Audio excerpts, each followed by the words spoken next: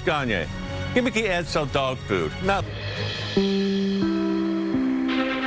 This is an NBC News special report. Good day, I'm Joe Fryer. We're coming on the air with breaking news. Moments ago, Vice President Kamala Harris's office announced that she's tested positive for COVID-19 today on both rapid and PCR tests. She is not considered a close contact to the president or First Lady because of their recent travels and has not exhibited any symptoms, but is going to continue to work from home. Let's go right to NBC News Chief White House correspondent Peter Alexander with more on this. Peter, what do we know? Joe, we just learned that the Vice President, Kamala Harris, will be isolating and staying at the Vice President's residence, which is a matter of miles away from here at the White House. They say she will not return to work until she tests negative, I should say. That positive test coming just this morning. The Vice President, not a close contact to the President, which is notable because of their travel schedules, as they say. The Vice President arriving back here in Washington late yesterday. She spent most of the last week in Los Angeles, where she and her husband have a home, and also in San Francisco, participating in some fundraisers and a limited schedule of public events here. Obviously, this is the latest and now long list of high-profile administration officials who have tested positive. In recent weeks, we have learned that some cabinet officials have tested positive as well. As for the president himself, he is regularly tested, and to this point, we understand that he remains negative. A little bit later today, the White House will be holding a briefing. For the first time at the podium will be the COVID coordinator, Dr. Ashish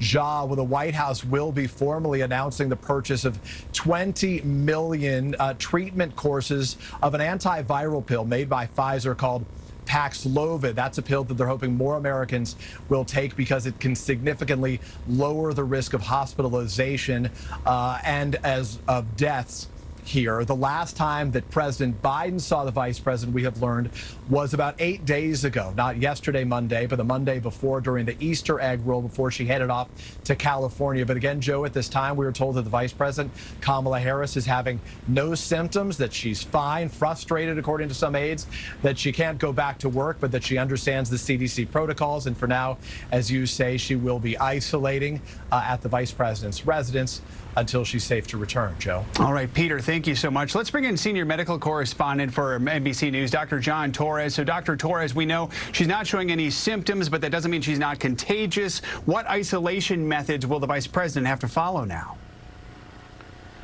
And Joe, that's correct. And right now, the CDC guidelines have reduced that down to 5 days. But it's 5 days starting from when she tested positive, which I'm assuming tested positive today. They consider today day 0. So she'll have to isolate herself Wednesday through Sunday, those 5 days. And then on day 6, she can go out in public, but will need to wear a mask for the next 5 days as well, for a total of 10 days. Now, one thing is, if she starts developing symptoms between now and the end of that 5 days, then she needs to start the whole clock over again. And that would be day 0 and add an additional 5 days to that. The same thing, if she decides to test, they recommend an antigen test in that 5-day period if you decide to test.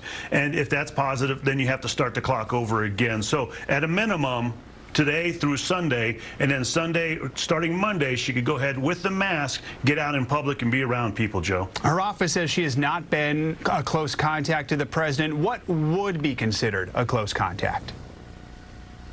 So per CDC guidelines, a close contact is being within 6 feet for 15 cumulative minutes in a 24-hour period. So it could be 5 minutes here, 5 minutes there, an additional 5 minutes. But they're talking 2 days before symptoms start, or if you're asymptomatic, like she is, 2 days before that positive test. So if the test was today, you go back 2 days, and was she around him Sunday or Monday or today, and that would be considered a close contact, Joe. And we should note, she received her booster, her second booster, less than a month ago on April 1st. Hearing that, I mean, what does that tell you? What does that remind us about these boosters and the roles that they play right now? So these boosters play a critical role, and she got her second booster on April 1st, so it's had time to become fully effective at this point. And we know for a fact that right now we're looking at the vaccines as keeping you protected from serious illness, hospitalizations, or death, and not necessarily keeping you from catching COVID, and in cases like this, not having symptoms or having very mild symptoms. So it looks like the vaccines and the boosters are working very well in her case, because so far she's asymptomatic, and hopefully she stays that way, Joe. Dr. John Torres, thank you so much. So again, to recap today, Vice President Kamala Harris, her office announcing she has tested positive for COVID, exhibiting no symptoms at this point. She just returned to the White House late last night and is not considered a close contact to either the president or the First Lady because of their recent travel schedules. More information expected when the White House holds a news conference a little bit later today. That concludes our coverage. There'll be much more tonight on NBC Nightly News with Lester Holt. I'm Joe Fryer in New York. For all of us at NBC News, have a good day.